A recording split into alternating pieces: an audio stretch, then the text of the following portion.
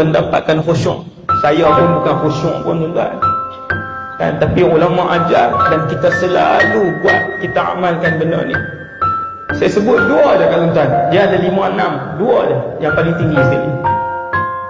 Yang pertama ulama ajar berwuduk sebelum masuk waktu 7.20 sudah wuduk maghrib.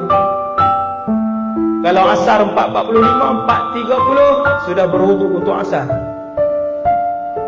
Dan yang keduanya tuan-tuan, Subhanallah 10 kali, La ilaha illallah 10 kali, Alhamdulillah 10 kali, Allahu Akbar 10 kali, Astaghfirullah 10 kali.